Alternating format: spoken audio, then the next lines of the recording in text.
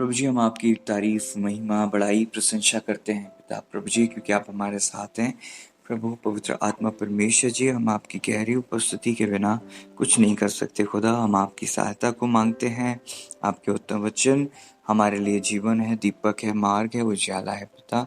हमें प्रभु अपना नेचर, अपना स्वाद मेरे खुदा आप दीजिएगा। आपका नेचर हमारे अंदर आ जाए। जैसा नमक अगर अपना स्वाद खो दे तो किसी वस्तु से नमकीन नहीं किया जा सकता। हम में आपकी उपस्थिति हमारे जीवन के लिए सबसे महत्वपूर्ण है खुदा। आपकी प्रेजेंस और आपकी वाणी और आपके वचन के बिना हम खुदा जीवित नहीं रह सकते पिता। और वचन ही हमें कसौटी पर कसता है, सही मार्ग पर ले चलता है, राजमार्ग पर लेकर आता है प्रभु, और हमें जीवन का रास्ता आपका वचन दिखाता है पिता। हम धन्यवाद देते हैं, प्रार्थना करते हैं वचन को जैसा महत्व आपने दिया प्रभु हम भी दे सके, क्योंकि आपने अपने बड़े नाम से अधिक महत्व दिया है। हम भी ऐसा करें। हम सब के हृदय में वचन अधिकाई से बसे, ताकि उसके अनुसार चलने की चौकसी हम करें और हमारे सब काम आशीषित और सफल हों, और हम भले चंगे भी रहें, क्योंकि वचन ही हमारे लिए खुदा चंगाई भी है, छुटकारा भी है। धन्यवाद देते हैं इस करेक्शन के लिए जो आप हमारी लाइफ में लेकर आते हैं पिता। हम धन्यवाद देते हैं। आप मुझे इस्तेमाल कीजिएगा। पिता, हर एक प्रार्थनाओं को आपने सुना, और पिछले दिनों के वचनों में पिता आपने मुझे इस्तेमाल किया। हम आपको महिमा देते हैं, क्योंकि आपने हमसे बातें की और पिता हमें आशीषित किया। आज भी हमें अपेक्षित हैं, विश्वास करते हैं, हम्बल होते हैं, अपने हृदय का खतना करते हैं, अपने आप को हम्बल करते हैं पिता। हमारे हृदय की पड़ती भूमि को हम जोत सकें, ताकि वचन के उत्तम बीज, दिव्य बीज हमारे हृदय की गहराई में बसे और फलवंत हो, और मेरे पिता 100 गुना फल लाएं। गड़बड़ी दूर हो, अंधकार की ताकतें दूर हो जाएं, शत्रु की चालें नष्ट हो।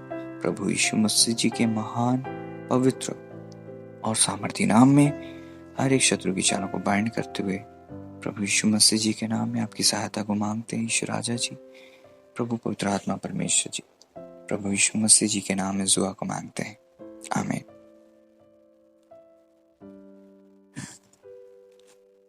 नीति वचन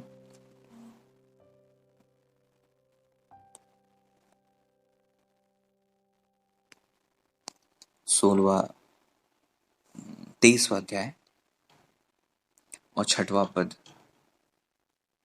जो डाह से देखता है उसकी रोटी ना खाना, और ना उसकी स्वादिष्ट भोजन वस्तुओं की लालसा करना। Eat you not the bread of him that has an evil eye, neither desire his vanity meats. For as he thinks in his heart, so is he. Eat and drink, says he to you, but his heart is not with you. कहता तो है कि खा P, परंतु उसका मन तुझसे लगा नहीं।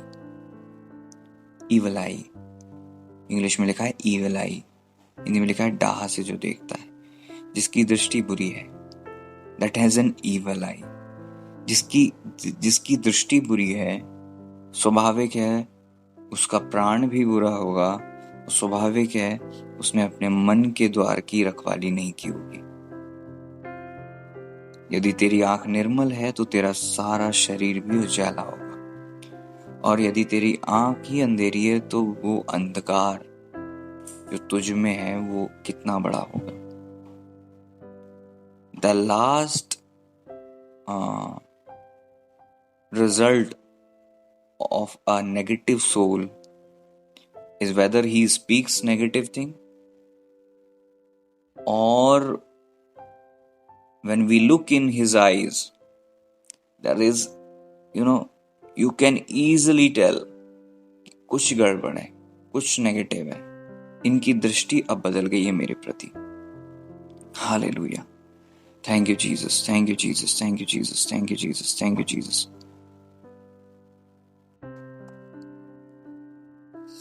Evil eye. Thank you Lord. एक व्यक्ति वही बोलता है जो उसके अंदर होता है, और उसकी आंखें बताती हैं कि उसके अंदर क्या है। और कई बार लोग हमारे लिए ईवल आई रखते हैं, है ना। ईवल आई, बुरी बुरी दृष्टि हमारे लिए रखते हैं। उनके हृदय में हमारे लिए अच्छी भावनाएं नहीं होती, क्योंकि उन्होंने पिछले दिनों में शत्रु के नेगेटिव बीजों को अपने अंदर आने दिया। और जब हम किसी नेगेटिव बात को सुनते हैं किसी भी व्यक्ति के लिए, या फिर हम को कोई नहीं बोल रहा लेकिन शैतान हमारे मन में बात कर रहा होता है, हमारे मन में बोल रहा होता है। कैन के मन में शैतान ने बात की होगी कि तू उसको मार दे, और कैन ने अडॉप्ट कर लिया, उस भावना को कैन ने कंसीव कर लिया। कई बार नेगेटिव बातें मन में आती हैं, लेकिन उसको निकाल देना चाहिए, और जो निकाल देते हैं वो अपने प्राण की रक्षा करते हैं। और जो उसको अपने अंदर घुमाते रहते हैं कि अच्छा ऐसा क्यों किया, वो भाई ने, वो बहन ने, वो पास्टर ने, वो फलाने शख्स ने मेरे साथ ऐसा क्यों किया, उन्हें ऐसा नहीं करना चाहिए था। और उस चीज को हम अंदर ही अंदर घुमाते रहते हैं, तो वो जितना हम उस पर ध्यान करेंगे उतना बढ़ती रहती है, और वो चीज इतनी कड़वाहट भर देती है कि हमारा प्राण ही बदल जाता है। हमारा सोल चेंज हो जाता है। और जब हमारा सोल नेगेटिविटी से भर जाता है तो हमारे शब्द नेगेटिव हो जाते हैं और हमारी दृष्टि भी नेगेटिव हो जाती है, क्योंकि वचन कहता है कि जिसकी दृष्टि ईविल है उसकी रोटी मत खाना। Hallelujah, thank you Lord. प्रभु जी का वचन कहता है जो डाह से देखता है, जिसकी दृष्टि बुरी है, उसकी भोजन रोटी को नहीं खाना, और ना ही उसकी लालसा करना स्वादिष्ट भोजन वस्तुओं, क्योंकि जैसा वो इंसान विचार करता है वो स्वयं है, अर्थात उसकी नेगेटिविटी उसके अंदर भरी पड़ी है, और उसी प्रकार से वो तुझे भी देख रहा है, उसी प्रकार से दृष्टि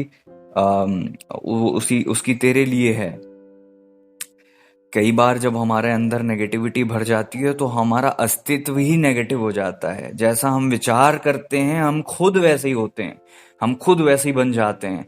हमारे विचार इतने संवेदनशील हैं, अगर हम उन्हें ध्यान ना दें तो हम एक ऐसे रास्ते पर चले जाएंगे जहां पर विनाश ही विनाश है। जब प्रभु ने पतरस को डांटा, पतरस ने उस चीज को नेगेटिव नहीं लिया बल्कि पॉजिटिव लिया, और वो उनके उद्धार का कारण हुआ। वो डांट से उनका बचाव हुआ, वो डांट से उन्होंने शिक्षा को प्राप्त किया, ना कि प्रभु को बुरा भला भोला या मन में सोचा। चाहता तो यहूदा इस्करियोती की जगह पतरस भी प्रभु को चढ़ा सकता था, क्योंकि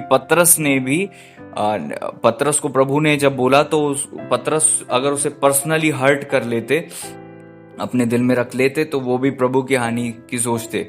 कई बार हम नेगेटिव बातों को अपने अंदर रखकर अपने ही भाइयों की हानि उठाते हैं, हानि के कारण बन जाते हैं। इसीलिए प्रभु का वचन कहता है वो तुझसे कहता तो है खा पी, परंतु उसका मन तुझसे लगा नहीं। यही होता है जब हमारे अंदर नेगेटिव बीज आते हैं, हमारा हृदय नेगेटिव होता है, हमारे शब्दों से नेगेटिविटी, आंखों में ईवल दिखाई देता है, ईवल आइज दिखाई देती है। इसीलिए कलीसिया में कहा जाता है परख का वरदान मांगो, परखो उन लोगों को जो तुम्हारे हितैषी बनने का वादा और ऐसा प्रदर्शित करते हैं कि वो तुम्हारे संग है, लेकिन वे तुम्हारे साथ ही नहीं है। कई बार हम ऐसे लोगों को ज्यादा महत्व देते हैं, जो नेगेटिव पर्सन है उन्हें हम ज्यादा इंपॉर्टेंस देते हैं, और जो हमसे अच्छी भावना रखते हैं हम उन्हें बिल्कुल दरकिनार कर देते हैं, क्योंकि हमारे पास परख का वरदान नहीं और हम बुद्धि से नहीं चलते। इसलिए याद रखें, अगर कोई व्यक्ति तुमसे अच्छी बात कर रहा है तो जरूरी नहीं उसका हृदय तुमसे लगा हो। वचन कहता है वो तुझसे कहता है खा पी, उसका मन तुझसे लगा नहीं। कितने लोगों के साथ आप हैंग आउट करते हो जिनका मन आपसे लगा नहीं। वचन कहता है जो कौर तूने खाया हो उसे उगलना पड़ेगा और तू अपनी मीठी बातों का फल खो देगा। दैट मीन्स कि the effort you are doing the effort and you are pushing that relationship very hard, लेकिन अंत में आपको कुछ नहीं मिलेगा। ऐसे लोगों के साथ आप कितनी मीठी बातें कर लो, कितना ही उनके साथ रिश्ते को निभाने की कोशिश कर लो, लास्ट में आप अपनी मीठी बातों का फल खो दोगे। वचन कहता है यूजलेस है उनके साथ, उनके साथ खाना यूजलेस है, उनके साथ बात करना यूजलेस है, उनके साथ हैंग आउट करना यूजलेस है। कभी आपने सुना कि एक पूरी डलिया में सारे सड़े हुए टमाटर टमाटर थे और एक अच्छा टमाटर डाल दिया और उस अच्छे टमाटर ने सारे के सारे सड़े हुए टमाटरों को अच्छा कर दिया? कभी सुना आपने? वचन कहता है पवित्रता ट्रांसफर नहीं होती, लेकिन अपवित्रता खमीर की तरह ट्रांसफर होती है। और प्रभु का वचन साफ कहता है कि शास्त्रियों और फरीसियों के खमीर से सावधान रहो। एक ऐसा खमीर है जो दिखाई नहीं देता लेकिन अंदर ही अंदर काम करता है। और ऐसे नेगेटिव प्राण से भरे हुए, नेगेटिव आईज और नेगेटिव वर्ड से भरे हुए लोगों के पास अच्छा व्यक्ति भी रहेगा तो नेगेटिव हो जाएगा। इसीलिए प्रभु का वचन कहता है उनसे दूर हो जाओ, किसी वस्तुओं को मत छुओ, तब मैं तुम्हें ग्रहण करूंगा और तुम मेरे लोग ठहरोगे, मैं तुम्हारा परमेश्वर। उनसे निकल जाओ, उनको छोड़ दो। अब्राहम से कहा अपने पिता, अपने कुटुंब, अपने सारे घराने को छोड़ के वहां जा, मैं जहां मैं तुझे बताऊंगा। मैं तुझसे नई जाति बनाऊंगा, एक बड़ी जाति बनाऊंगा, मैं तुझे आशीषित करूंगा। ऐसे लोगों से दूरी बनाना आपकी लाइफ की सबसे महत्वपूर्ण चीज है। Praise the Lord, hallelujah. आप एलियाह जी को किसी के साथ हैंग आउट करते हुए नहीं देखते। वचन कहता है कि वो किद्रोन नाले में अकेले थे और कौए खिलाते थे। वचन कहता है वो पहाड़ पर थे, परमेश्वर से बात कर रहे थे। वचन कहता है कि वो वहां पर पहाड़ के टीले पर बैठे हुए थे। एक अलगताई का जीवन लाइफ की ब्लेसिंग है, बहुत बड़ी ब्लेसिंग है। Praise the Lord. अरे आज उस धन्य स्त्री से सीख लो जिससे नबी भी कहते हैं कि क्या मैं राजा से तेरी बात लगाऊं, तो वो कहती नहीं नहीं राजा, राजा से मेरी बात मत लगाइए खुदा के दास, मैं अपने ही लोगों में रहती हूं। अब अपने लोगों का मतलब वो नहीं होता है कि जो जो आपके रिश्तेदार हो गए, जो आपके घर वाले हो गए, या आपके केवल वो लोग जो शरीर में रिश्ते में हैं आपसे। अपने वो हैं जो आत्मा में आपके साथ रिश्ते में, जो सेम सोते में चलते हैं, जो सेम भाषा बोलते हैं। कई बार आप देखोगे, जरूरी नहीं है कि एक विश्वासी आपके साथ सहमत नहीं है तो वो परमेश्वर के खिलाफ है। कई बार हम दो विश्वासी आपस में सहमत नहीं होते, लेकिन दोनों ही प्रभु के प्रति ईमानदार होते, दोनों ही प्रभु के प्रति भक्ति में होते हैं। तो क्यों हम उनसे बहस कर रहे हैं कि वो हमारी साइड आ जाएं, और क्यों हम उनका वो जवाब दे रहे हैं कि हमें तुम्हारी साइड नहीं आना? कहने का मतलब है वो जो कर रहे हैं उनको करने दो, तुम्हें जो करना है तुम करो। आत्मिक जीवन उलझा हुआ नहीं है, बहुत सरल और सुलझा हुआ है। आप हर एक के साथ हैंग आउट नहीं कर सकते। कई बार लोग मुझसे पूछते हैं कि कितना लोग आपके विरोध में बात करते हैं, आप तो अगुवाई में चलते हैं। कितना लोग आपके विरोध में बात करते हैं, आप तो खुदा की अगुवाई में चलते हैं। यही तो चीज है, जब आप वो करते हो जो आपके लिए सही और उचित है, तो जरूरी नहीं कि लोग, आपके भाई लोग आपसे सहमत होंगे, आपकी बहनें, आपके चर्च के लोग, विश्वासी गण, यहां तक कि सेवक और सेविका भी आपसे सहमत होंगे, जरूरी नहीं है। लेकिन अगर आप वो करते हो जो आपको करना उचित है, आप वो करते हो, आप अपने अपने सोते में चलते हो, कम लोगों के साथ संपर्क रखते हो, जो अपने फाटक चौड़े करता है वो अपना विनाश की तैयारी कर रहा है। आत्मिक जीवन में भीड़ के साथ नहीं, झुंड छोटा होना चाहिए। प्रभु के साथ छोटे से झुंड थे। जो भीड़ उनके पास आती थी वो उनके साथ ही नहीं थे। प्रभु के साथ ही 12 और कुछ स्त्रियां थी बस। आप समझ रहे हैं? छोटा झुंड परमेश्वर का राज्य लेकर आता है। आप समझ रहे हो? वचन कहता है हे छोटे झुंड मत डर, परमेश्वर को यह भाया है तुझे राज्य दे। जो अपने आप को भीड़ में रख के हर आदमी को खुश करने की कोशिश करता है, परमेश्वर के मार्ग से भटक जाता है। आप हर एक के साथ साझा नहीं कर सकते।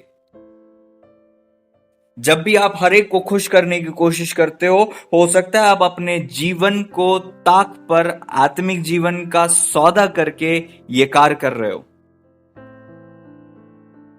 आप हर एक के साथ हैंग आउट नहीं कर सकते, आप हर एक के साथ दोस्ती नहीं कर सकते। सब हमारे ही लोग हैं, सब हमारे ही मित्र हैं, लेकिन हम उन सब के साथ नहीं रहते, हम उन सब के साथ हैंग आउट नहीं करते, हम उन सब के साथ सहमत नहीं हैं या फिर संगति में नहीं हैं।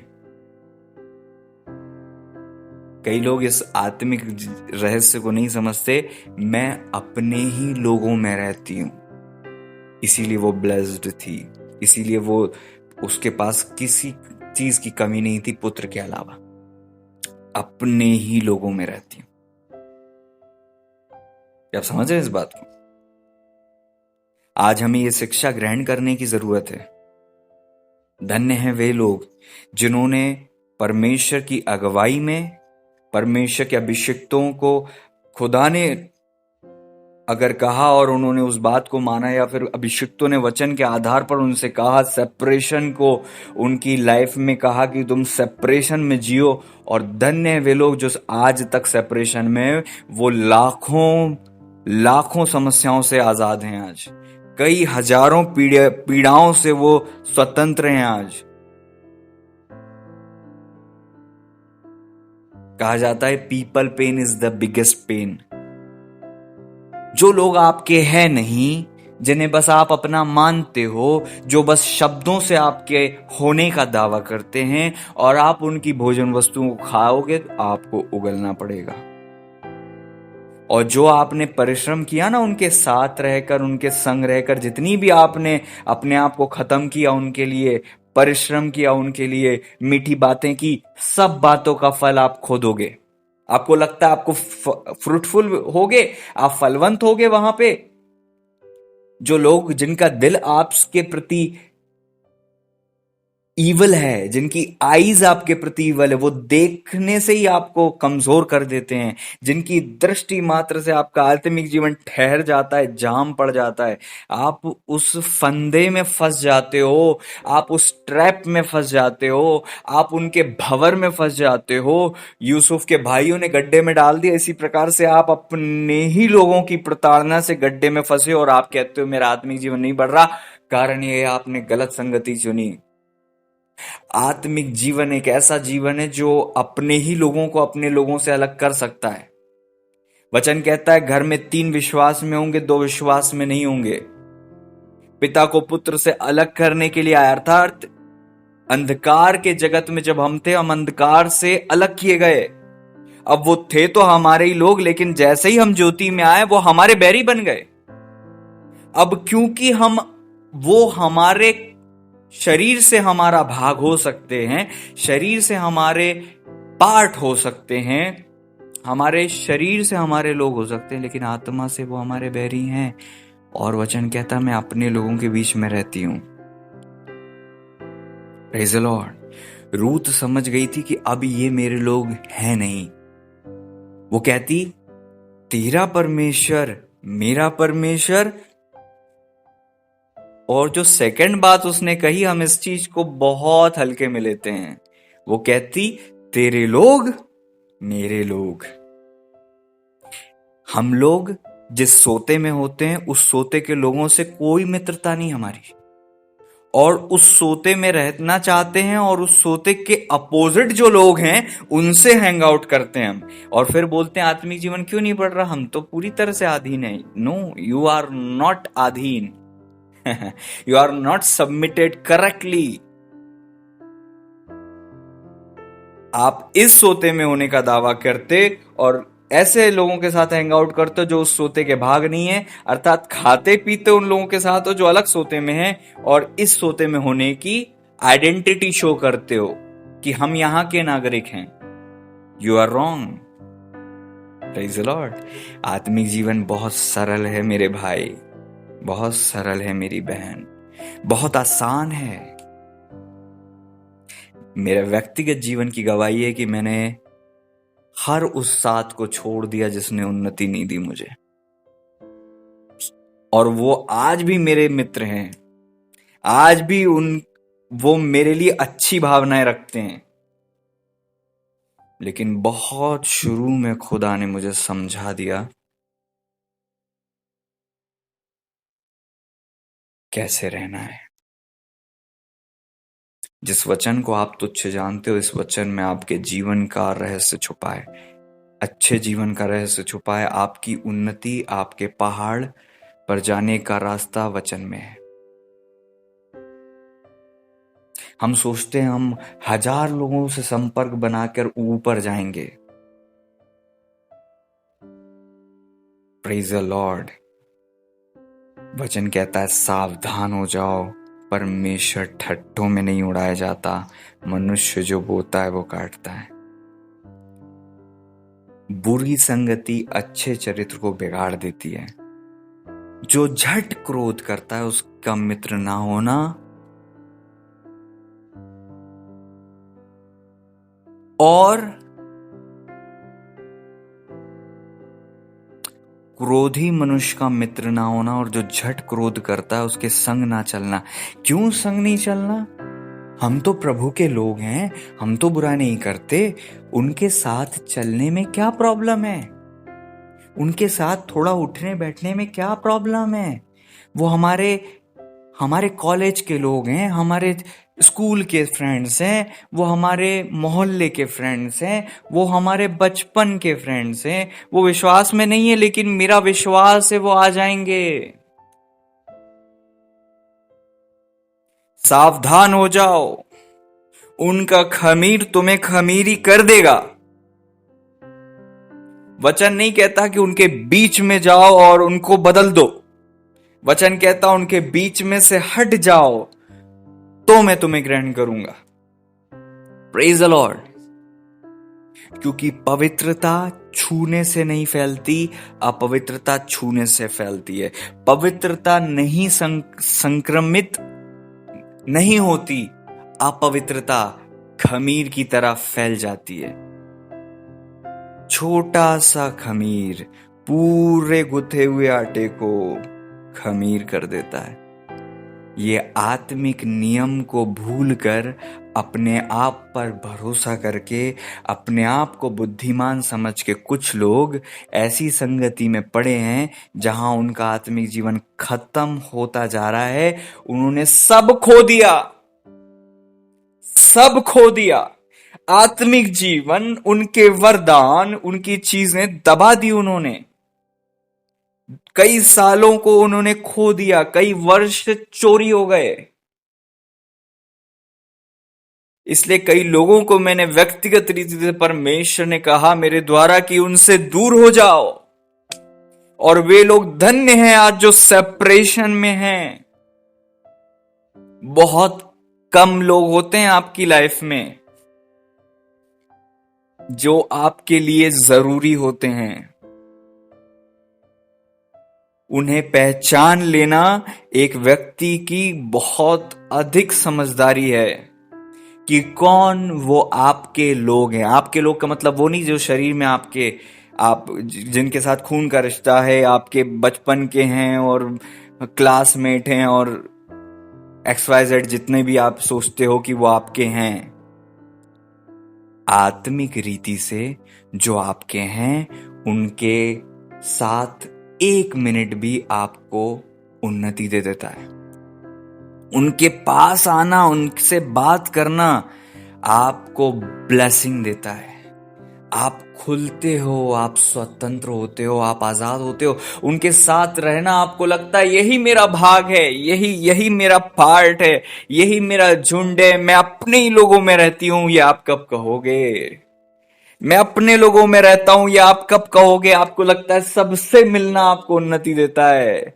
जो भी ऊंचाई पर चले उनका कोई मित्र तक नहीं था। आप समझ रहे हैं? इसका मतलब ये नहीं कि सबसे रिश्ता तोड़ लो और झोपड़ी में जाकर हिमालय पे बस जाओ। आत्मिक बात है, आत्मिक बुद्धि से समझी जाएगी।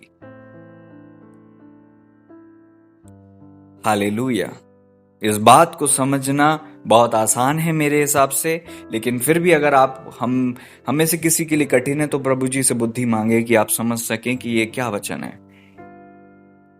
आपके लोग वो हैं जो आत्मा में आपके लोग हैं, क्योंकि प्रभु आत्मा है और सब लोग आत्मिक हैं, लेकिन वो जो सब लोग आत्मिक हैं वो सब आपके लोग नहीं हैं। हाँ, वो कलीसिया का भाग हैं, लेकिन आप किस लैंग्वेज में बोलते हो, आप किस रीति से आत्मिक जीवन जीते हो, आपका कौन सा झुंड है।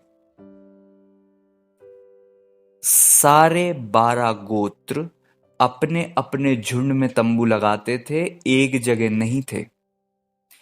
वाचा के संदूक के चारों दिशाओं में अलग अलग लोगों का झुंड था, वो उनका आत्मिक झुंड था।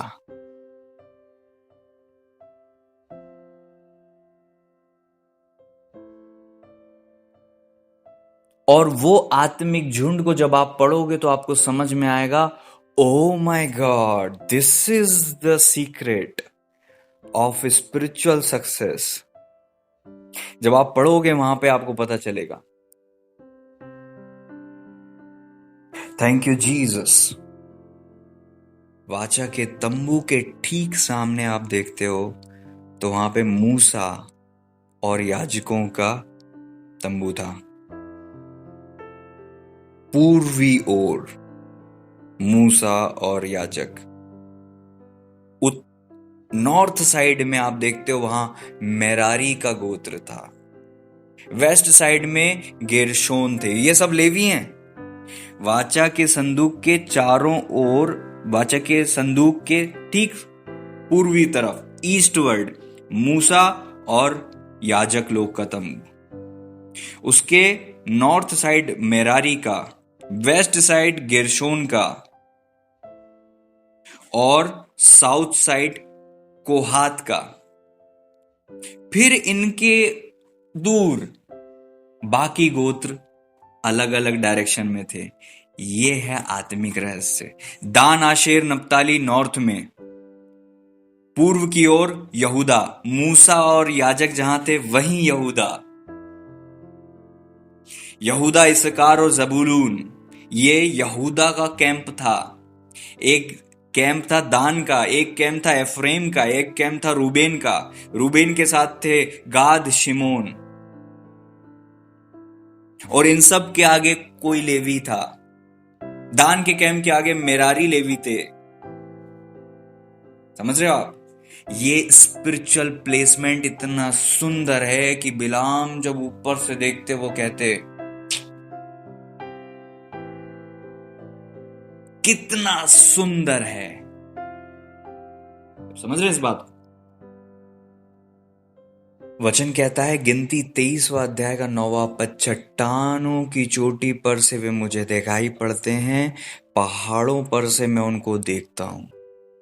वह ऐसी जाति है जो अकेली बसी रहेगी और अन्य जातियों से अलग गिनी जाएगी। आ रही बात समझ में? जब आप सेपरेशन में आते हो उन लोगों से जो आपके लोग नहीं हैं, और फिर आप अरेंज होते हो उस झुंड में जो आपका है। क्या आप समझ रहे हो? आप उस झुंड में रहते हो जो आपका है। मैं चर्च की बात नहीं कर रहा हूं, मैं आत्मिक झुंड की बात कर रहा हूं। ये पूरा चर्च का ही दृश्य है। बीच में प्रभु जी हैं, चारों तरफ कलीसिया है, लेकिन कैंप्स, उसमें भी लेवियों के कैंप्स। अलग अलग आदमी को प्रभु ने अलग अलग रीति से दिया है, बनाया है, सोता दिया है, रखा है और रचा है। उनको वैसा नेचर दिया है। कलीसिया में हर एक व्यक्ति का अलग अलग काम है। कलीसिया एक देह की तरह है। हाथ अलग है, पैर अलग है, सर अलग है, और सर से सब जुड़ा है। प्रभु जी से सब जुड़े हैं, लेकिन हाथ पांव नहीं है, पांव हाथ नहीं है। मतलब ये अलग हैं। हम अलग तो हैं, हमारे अंग, लेकिन एक हैं। तो हम कहते हैं कि हम सब एक हैं, बिल्कुल सच है, लेकिन अब ये भी समझो कि हम सब अलग भी हैं। सिक्के के दोनों पहलू हैं। हम अलग अलग अंग हैं, लेकिन एक हैं। समझ रहे हो? हम अलग अलग अंग हैं लेकिन एक हैं। हम मसीह में एक हैं, लेकिन हाथ का काम अलग है, पैर का काम अलग है। पैर अगर बोले हाथ से कि जैसा मैं चलता हूं चल के बता, तो हाथ के बस की बात नहीं है, क्योंकि पैर की हड्डियों की बनावट अलग है, पैर की मांसपेशियों की बनावट अलग है। पैर जमीन पर चलने के लिए बना हुआ है, हाथ की हथेलियां नाजुक होती हैं पैर के तलुओं के मुकाबले। तो काय को हम अपने ही कलीसिया के लोगों में तुलना करते हैं? हम ये क्यों नहीं समझते कि उनका ऐसा होना जरूरी है और हमारा ऐसा होना जरूरी है? हमें जो प्रभु ने दिया है वही भाषा हमें बोलनी पड़ेगी, उसी रीति से हमें चलना पड़ेगा। पैर की बात पैर समझ सकता है, हाथ नहीं। तो पैर को प्रभु ने हाथ के साथ नहीं जोड़ा, नहीं तो आपस में लड़ते, एक दूसरे का विरोध करते। पैर को पैर के साथ जोड़ी दी, हाथ को हाथ के साथ जोड़ी दी, आंख को आंख के साथ जोड़ी दी। क्या आप समझ रहे हो? कान को कान के साथ ही जोड़ी दी। एक कान सर के ऊपर और एक पैर की तरफ होता तो क्या होता? एक कान से जमीन की बातें सुनाई देती और एक कान से आसमान की बातें सुनाई देती। क्या आप समझ रहे हैं इस बात को? ताकि उनके मध्य में लड़ाई ना हो, प्रभु ने सही प्लेसमेंट दिया। हम लोग भी अगर अपने अपने उस आत्मिक लोगों को पहचान लें और उनमें आ जाएं, तो हमारी उन्नति वहां आने से ही हो जाएगी। हमारा सही जगह होना हमारी सफलता है। क्या आप समझ रहे? हाथ को काटकर पैर की जगह लगा दो तो सब पूरी बॉडी फेल है। कलीसिया इसीलिए संघर्ष में आती है क्योंकि आपसी अंग आपस में लड़ते हैं और भूल जाते हैं कि हम भिन्न बनाए ही गए हैं और जहां हमारा प्लेसमेंट है वहीं हमें रहना है। कि चेले आके कहते, प्रभु हमने उससे कहा तो सही कि हमारे साथ मिल जा, वो आया नहीं। धन्यवाद, वो आदमी प्रभु के साथ नहीं था लेकिन बुद्धि में चेलों से आगे था। इस बात में चेलों से ज्यादा समझदार था, क्योंकि प्रभु ने नहीं कहा कि तू मत आ, उसने स्वयं निर्णय लिया मैं नहीं आऊंगा। इसका मतलब क्या था पता है? चेले उस वक्त तक इस बात को नहीं समझते थे, लेकिन वो दूर रहने वाला आत्मा में चलता था। मैं फिर से कहूंगा, वो दूर रहने वाला आत्मा में चलता।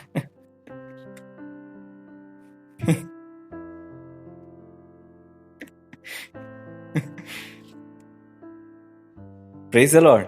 वो दूर रहने वाला आत्मा में चलता था।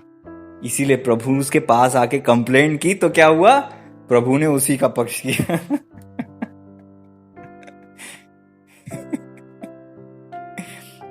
तो समझ रहे हैं?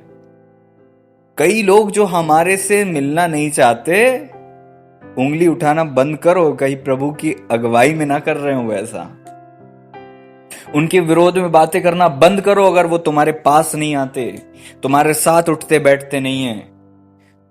क्या तुम्हारी संगति नहीं करना इस बात का चिन्ह हो सकता है कि वो आत्मिक नहीं है और वो प्रभु के विरोधी हैं? बिल्कुल नहीं। जब मूसा तंबू में प्रवेश करते थे, बादल आता था, सब अपने तंबू के द्वार पर खड़े होते थे। प्रभु की उपस्थिति में आपकी आइडेंटिटी आपके झुंड में है। क्या आप समझ रहे हो? इसीलिए वो दो व्यक्ति जो वहां पर थे, आप समझ रहे हो इस बात को? खैर मैं उस चीज में नहीं जाना चाहता, वो थोड़ा हैवी है, अलग है। हालेलुया। और मैं नहीं जानता, प्रभु जी जानते हैं सारी बातें। लेकिन प्रभु का वचन साफ हमें ये बात का सुंदर दृष्टिकोण देता है कि पहाड़ की चोटी पर से वे मुझे दिखाई पड़ते हैं, मैं उनको देखता हूं, एक ऐसी जाति जो अलग अकेली बसी रहेगी, अन्य जातियों से अलग गिनी जाएगी। सुंदरता, आप किस सोते में हो, आप किस झुंड में हो, आपका क्या राइट प्लेसमेंट है, वो आपकी ट्राइब है। क्या है आपकी? अब इजरायली लोग एक थे, लेकिन गोत्र क्यों अलग थे? क्या आप जानते हो आपका आत्मिक गोत्र कौन सा है? क्या आप जानते हो आपका आत्मिक गोत्र कौन सा है? आपका आत्मिक गोत्र ही आपके लोग हैं, और वही आपकी उन्नति है, क्योंकि जो आपको भोजन चाहिए वो वहीं बरसता है। जो पानी आपको चाहिए वो उसी झुंड में बहता है। जो उन्नति आप मिस कर रहे हो, याद रखो आप गलत झुंड में हो। आप ब्लेसिंग खो रहे हो, आप गलत झुंड में हो। आप गलत झुंड में आकर, चाहे वो आत्मिक ही लोग क्यों ना हो, अपने आत्मिक जीवन को खो दोगे। बल्कि उस झुंड के लोग तो वही चीज खा के उन्नति करेंगे, लेकिन क्योंकि आप उस झुंड के नहीं हो, इसलिए आप वहां जाकर खो दोगे ब्लेसिंग्स को। इसके ठीक विपरीत कुछ ऐसे भी हैं जो परदेसी हैं, लेकिन वो क्योंकि वहां रहते हैं तो वो भी मन्ना खाते हैं, वो भी वही जल पीते हैं, वो भी राइट प्लेसमेंट में आ जाते हैं। और प्रभु ने ये नहीं कहा कि मैं इनको निकाल दूंगा। तुम्हारे मध्य में जो परदेसी भी हैं, विश्राम दिन को माने। Praise the Lord. और उनकी भक्ति उस सोते में ना होने के बाद भी आत्मिक रीति से उनकी तरह या उनसे बेहतर होने के कारण से वो प्रभु की उपस्थिति में भाग पा लेते हैं। रेकाब वंशी इजरायली नहीं थे, लेकिन प्रभु ने कहा तुम में से अब मैं उसे चुनूंगा, तुम्हारे मध्य में से हर वक्त कोई ना कोई मेरे सम्मुख उपस्थित होगा। इसका मतलब क्या है? जो मुझे पूछते भी नहीं थे उन्होंने मुझे पा लिया, जो मुझे ढूंढते भी नहीं थे मैं उन पर प्रकट हो गया। क्योंकि हमारा प्लेसमेंट अपनी जगह पर नहीं, और दूसरी बात हमारा रिश्ता खुदा के साथ बेहतर नहीं, इसलिए हम भटक जाते हैं। जो औरों से अलग हो जाता अपनी इच्छा पूरी करने के लिए ऐसा करता, और खरी बुद्धि से बैर रखता। खरी बुद्धि है कि आपका जन्म जहां हुआ है वहीं रहो। आप नए नए सोते मत खोदो, इसहाक से सीखो। पलिश्तियों ने जिन कुओं को पूर दिया था, इसहाक ने अपने पिता अब्राहम के उन्हीं कुओं को खुदवाया वापस, क्योंकि वही कुएं उनके पिता के कुएं थे। हम कई बार अपने आत्मिक पिता के कुएं से दूर भागते हैं। हमको लगता है हम दूसरी जगह जाके अपने कुएं खोद लेंगे, अपने सोते बना लेंगे, हम खुद सर्च करेंगे अपने कुएं। नहीं नहीं नहीं नहीं, अब्राहम ने खुदाई कर ली थी, लेकिन जब शत्रु ने पूर दिया है, आप वापस वहीं से खोदो ताकि आप वहां पर बड़ो और ब्लेस्ड हो। जब किसी की ईवल आई है उसको हम परखते नहीं, उसके शब्द अच्छे हैं हम उसे सही मान लेते हैं, और वहां खाते हैं, उगलते हैं, और मीठी बातें कर करके उसका फल खोते रहते हैं। इसलिए प्रभु का वचन कितना अच्छा है। ये बात आज जो हम सीख रहे हैं, प्रभु के दास वहां पर जानते थे, इसलिए उन्होंने कहा जो डाह से देखता है उसकी भोजन वस्तुएं ना खाना, ना उसकी स्वादिष्ट भोजन वस्तुओं की लालसा करना, क्योंकि जैसा वह मन में विचार करता वैसा आप है। वो तुझसे कहता तो है खा पी, परंतु उसका मन तुझसे लगा नहीं। उसका मन तुझसे लग भी नहीं सकता, तू उसके झुंड का ही नहीं है। जो कौर तूने खाया उसे उगलना पड़ेगा, क्योंकि थोड़े दिन बाद जब तू भटक के आएगा और तुझे पता चलेगा कि जो कुछ मैंने सुना और सीखा था वो मेरे लिए सही नहीं है, अब मुझे वो सब छोड़ना है, वो तब तुझे उगलना पड़ेगा। वो तू उगलेगा तभी बढ़ेगा, वो तुझे सब पूरा समर्पण करना पड़ेगा, तब तू उन्नति करेगा। जो कौर तूने खाया उसे उगलना पड़ेगा, और तू अपनी मीठी बातों का फल खोएगा। लोग रिमेम्बर भी नहीं करेंगे तुझे, जैसे ही तू पीठ पर पलट के जाएगा वो सब तेरे वो मिस भी नहीं करेंगे तुझे। आप समझ रहे? हालेलुया। हम अपने स्थान को छोड़कर अगर भागते हैं तो हम उस चिड़िया के समान हैं। हम उस चिड़िया के समान हैं जो घोंसला छोड़कर उड़ती फिरती है। तुम्हारा घोंसला कहाँ है, वहां पर आओ।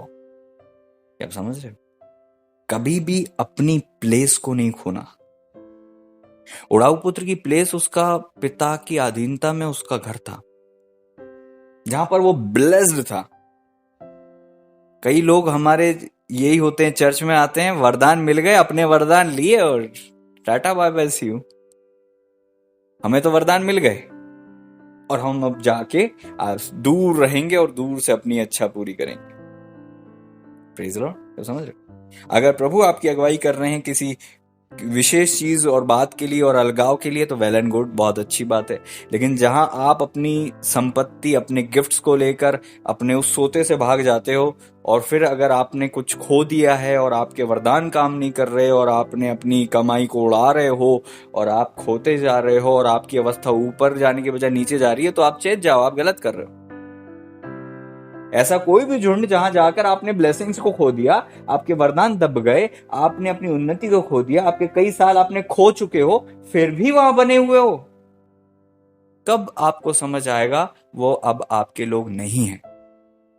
इसीलिए वचन भी कहता है, राजा तेरे रूप की चाह तब करेगा जब तू वो ग्रुप छोड़ देगी।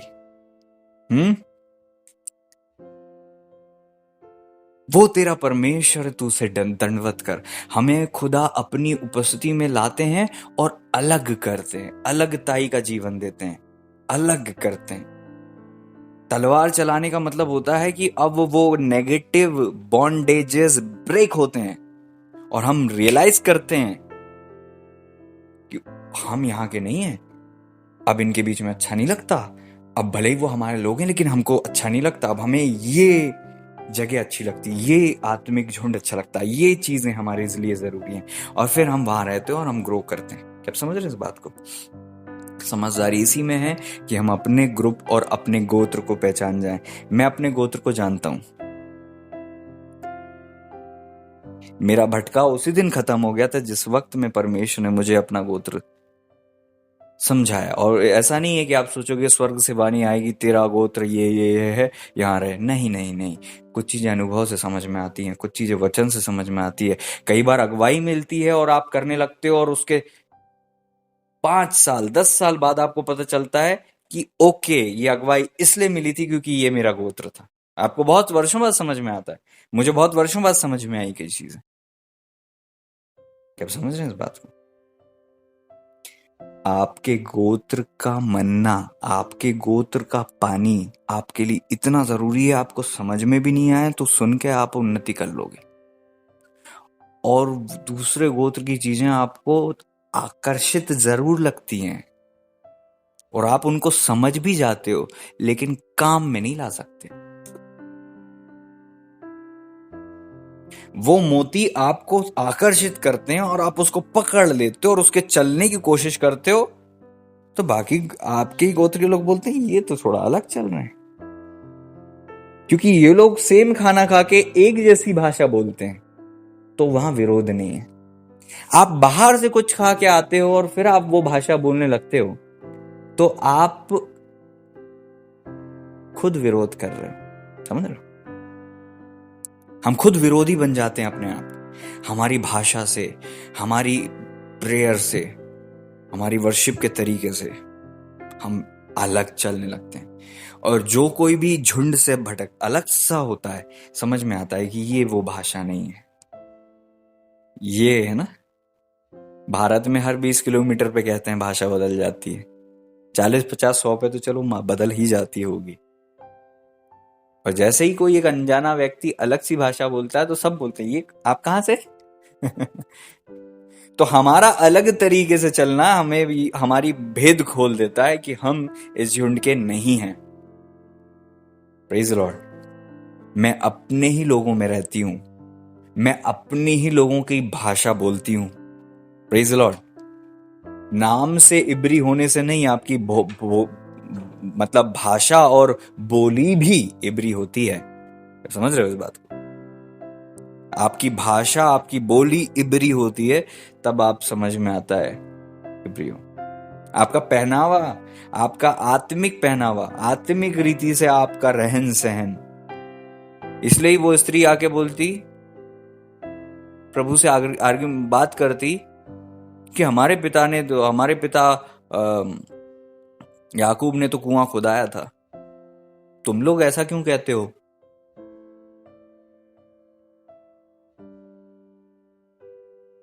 तू यहूदी होके मुझ सामरी से अंतर। क्या आप समझ रहे हैं इस बात को? अंतर जरूरी है। Praise the Lord. जब एक बच्चा छोटा होता है ना,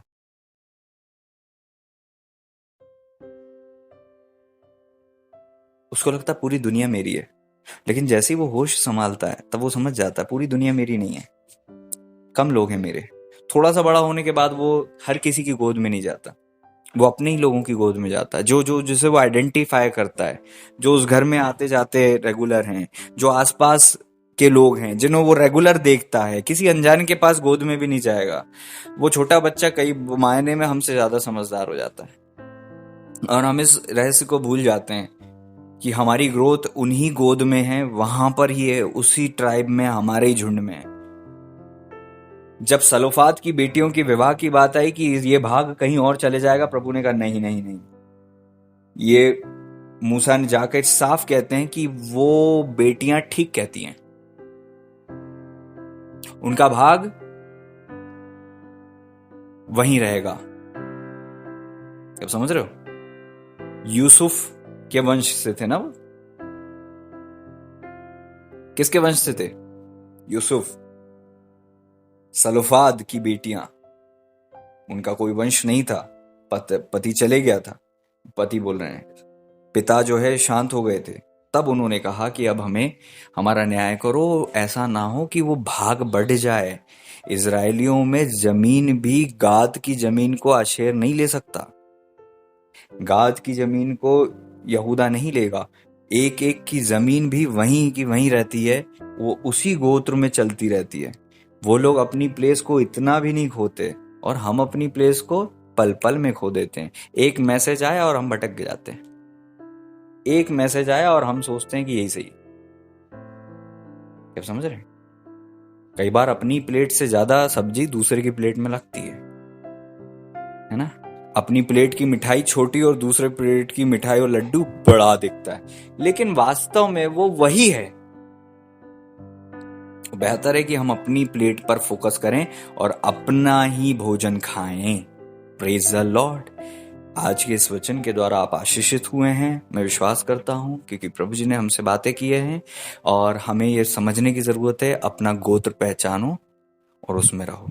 गॉड ब्लेस यू। प्रभु जी आप सबको आशीष दें, आपकी रक्षा करें। Thank you Lord, thank you Lord, thank you Lord. हम अपना गोत्र पहचान सके पिता, आप हमारी सहायता कीजिएगा, दया कीजिएगा, वचन के अनुसार हम चलें, चाहे आत्मिक रीति से या भौतिक रीति से। जो डाह से देखते हैं उनकी भोजन वस्तुओं को हम ना खाएं, क्योंकि वचन कहता है कि तू ना खाना, क्योंकि अंत में तुझे कुछ भी फल नहीं मिलेगा, अपनी मीठी बातों को का फल भी तू खो देगा।